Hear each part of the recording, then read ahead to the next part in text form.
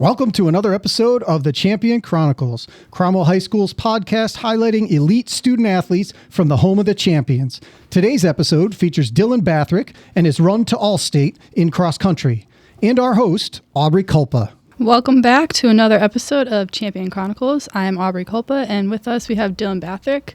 We're going to get right into it. Can you introduce yourself and share a bit about your background in cross country? So my name's Dylan Bathrick. I've been running cross country for, as of this year, it's been one complete year. I started last year in September.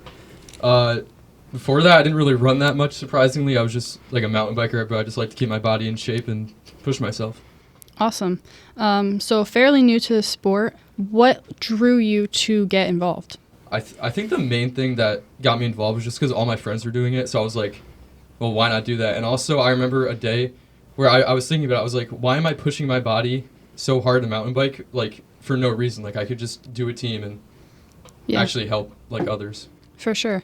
That is a cool part about the sport. It's an individualized thing, but it is a team thing. How does cross country work? Do you get points for what place you're in? How does the scoring work? Yeah. So the individual will get a point for like the higher up you get. I'm not sure if it's less or more if you're first or last, but I know the team score is like the faster people you have. Normally it's like golf. Like the faster you are, the less points you'll get.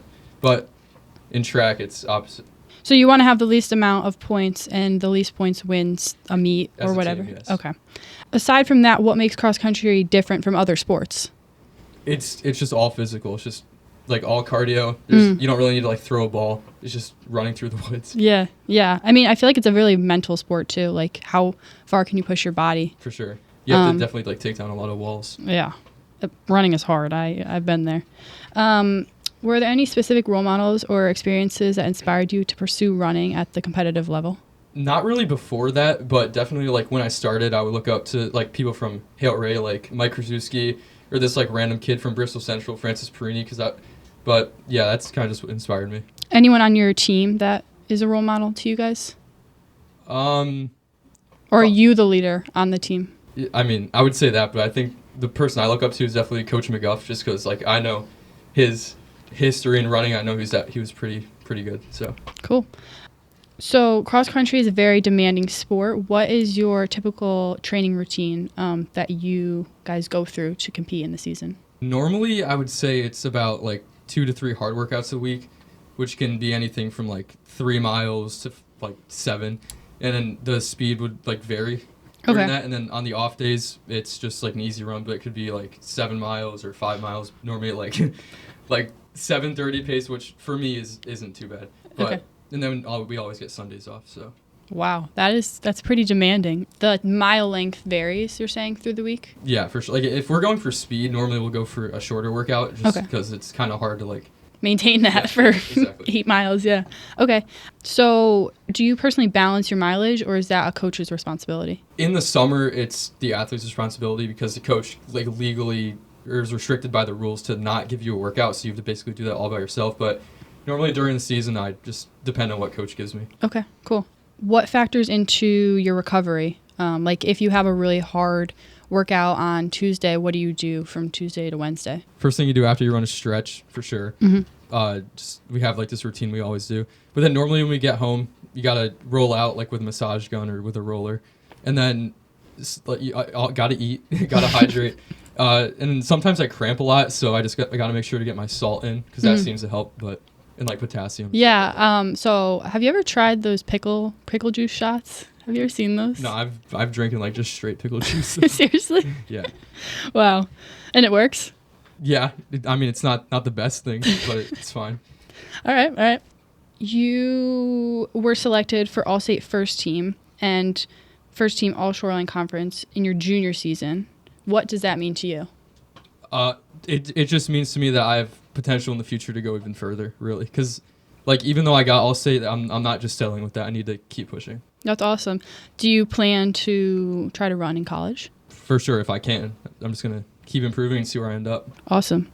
What are some memorable moments from the races or events that contributed to these achievements? Was there, like, a specific meet that you were like, that really did it for me? Like, that really put me in selection or in consideration for these selections? Like before just normal states, like just class states, I wouldn't really say there was one that I was like, wow. I mean, last year, like my first race, because I was in JV in this meet in Rhode Island, and I had no expectations, but I ended up coming in second. Wow. So that kind of just put into perspective like what I was capable of, but that was like last year before I had any training. So I kind of came in knowing that I was going to do pretty decent. But in states, I had this final kick. Like I started it really early, like way earlier than I normally would, and it just seemed to work, and that's what got me All-State. But that is what like showed me that I probably have potential in the state opens. So I'm not familiar with it. You were selected for All-State. Is there a race that you win and then you got All-State because of that? So All-State is like you get your Class S championships or whatever. It's top 12. Okay. It's top 12. So if you're 1 through 12 in that race, all of you are All-State. Oh, wow. So it's really like you train all year. I mean, hopefully you're not like just doing it because you want to be on All-State, but like you train for one meet. Pretty much, yeah. Like if you don't perform well on that day, then everything's just gone to waste. Wow. How does that affect you mentally? Is there a lot like of nerves before? Kind of, but I can deal with them pretty well. Like normally it just makes me push myself even further because I'm like, there's no, you have to do good today. Yeah. So, there's no other option. Yep. You should go out there and do your job. Are there any routines or strategies that you find effective for you to maintain focus during a race? Normally I just go into it being like, I'm going to push myself like all out. Like I have to think to myself, I need to go so hard. I don't even know if I can cross the line at the end. Wow. And I just, that last like 800 meters just a grind and trying not to like actually die and fall over. So. Okay. So to put this in perspective, how much do you run for a race? How many miles is it? So 5K should be 3.1 miles, but some courses we run are like slightly shorter, but basically 3.1 miles. Okay. Wow. So we're going to switch now to team dynamics. How does the team dynamic contribute to individual and collective success in cross country? Since we are a team, but it's also an individual sport, it's really easy to like cheer on other people because you don't need to be worried about like them being your opponent. If in a way, like people on your team, you can still cheer them on because they're racing themselves and they still need to push themselves as hard as they can. Do you all run at the same time? If you're varsity, yes. Okay. But there's a varsity and a JV race. Were there any instances that teamwork played a crucial role in a race or a competition? In shorelines, a little bit, because I remember one of my teammates took it out like really hard. And so with just me and a team being there behind him, it kind of helped like push him a little bit further. But I think really like the team dynamic here is the people who aren't racing and the people who are cheering you on from the sideline. Okay. So when you're racing varsity races, JV's cheering on. When JV races, varsity's there to support them. Exactly. That's the dynamic. Okay. Every athlete obviously faces challenges no matter what sport, no matter what level. Were there any challenges that you encountered and how did you overcome them? I think the biggest challenge of mine is just self-doubt and just like comparing myself to other people and just wondering if it's even possible to beat them. But normally my mindset is always good. And then obviously injury, like shin splints, overtraining. I haven't really had that yet because I haven't been running for that long, but hopefully when that comes, I'll be able to like fix it.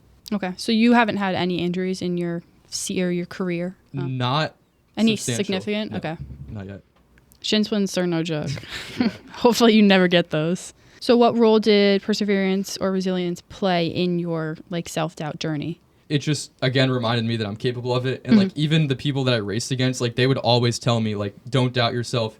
Like you have multiple of them have told me that like you definitely have a future. So that just kind of keeps my hopes up. So. Okay. Yeah. So like the potential, people see potential in you and that like encourages you.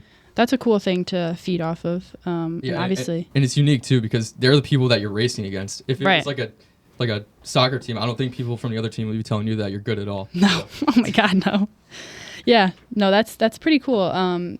So do you know anyone at the collegiate level who is running cross country? Somewhat. I mean, I know that we had a kid here, Mark Rodriguez, who graduated like 2 years ago. I don't really know him that well, but like I've talked to him a few times. But I'm like somewhat friendly with Michael Krzyzewski from Hail Ray. But that's about. I'm not like best friends with anyone. Yeah. So there's a community within cross country for sure. with not just your team. Yeah. all the towns and especially on levels. like social media too. Like they'll repost your stuff or Oh, wow. just like comment. They'll like always DM me, say like good job, bro. I was like, thanks. That's so sweet. So your coach is Mr. McGuff. How has he contributed to your success as a cross country runner? Yeah, and Coach Joe, and like I said before, just giving us the workouts, you know, like really pushing us even on days where we might not want to do a hard workout. I'm looking at him through the window. Like giving us like this Pearson workout we absolutely hate it, but he just gives it to us like he gave it to us like 2 or 3 times in a week one time, along with like a Nooks Hill loop, and that was just crazy. But I know it's for the better. And yeah. I don't think we'd do that to ourselves if he wasn't there for that. Do you place a lot of trust in him? For sure. All my training trust goes in the coaches.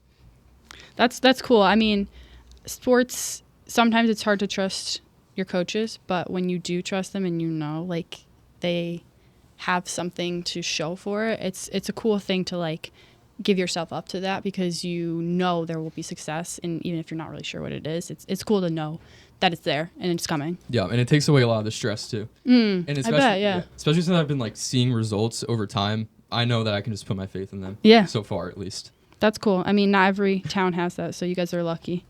Are there any specific coaching strategies or pieces of advice that you feel have been super impactful? I mean, obviously the big one's trust. Yeah, pushing yourself, like, just keep going. But I've like a motto. Please share. If I don't finish a race and I'm not sensitive to light, like, I don't need to wear sunglasses after, like, I didn't run hard enough. Really? So, wow. That's kind of what I try to do. That's scary. Yeah. So you finish a race and you go grab your sunglasses and you're like, all right, yeah, I did well. There have been a few times where I'm like, oh my God, like this is probably not good, but that's what you got to do. All right. Anything to win, I mean, takes a lot, but. For sure.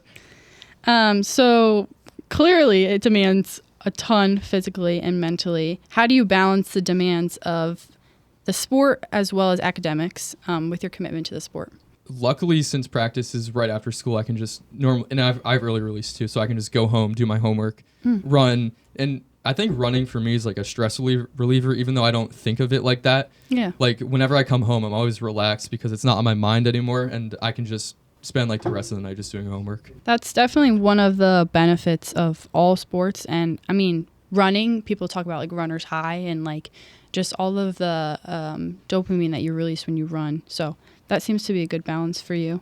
So you spoke on your early release to do your homework. Are there any other time management strategies that you find helpful? Just getting your work done whenever you can, like finding that time. Like even if it's in class and you're not doing anything, just to do work from other class, you have to do that. So it sounds like you don't procrastinate. Try not to. I don't think I do that much. That's impressive coming from a high school student because I think a lot of people do that. So yeah, for kudos sure. to Thank you.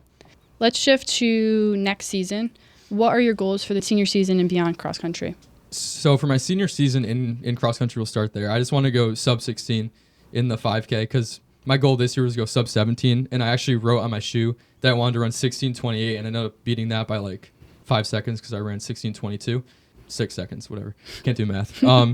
But yeah, my goal for senior year too, I just want to like get probably a scholarship to a college, or at least get it accepted into wherever I want to go. No, yeah, for sure. I mean, athletes all over, some of them don't realize that you can use a sport to push yourself to go to a school you might not have gotten into just academically. So that's definitely something that you can use to your advantage with something you're good at. I mean, a lot of kids do that, so hopefully you can.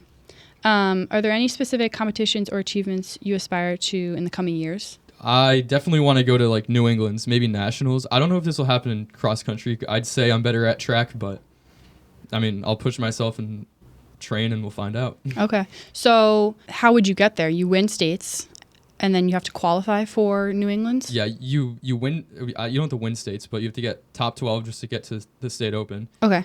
And then you have to get like top 25 at the state open, which is like everybody in Connecticut. Wow. Like not even just your class size. So you need to get top 25 there. And then you go to New England's, which rotates. And then I think you have to get like top 25, 50 there. And then you go to nationals. Like, wow. I don't think I'm doing that in cross country, but track maybe because we actually qualified for nationals like the other day. So oh my God, congratulations. Yeah, thanks. And track is spring? Winter, spring. If you do indoor track, it's winter. Okay. So you run all year? Pretty much, yeah. Even in the summer, like we don't have an off season. Okay, wow. Will you be a captain next year? Hopefully. Fingers crossed. Yep. You seem like a leader and someone who's dedicated to the Thank sport. you. So I'm definitely dedicated.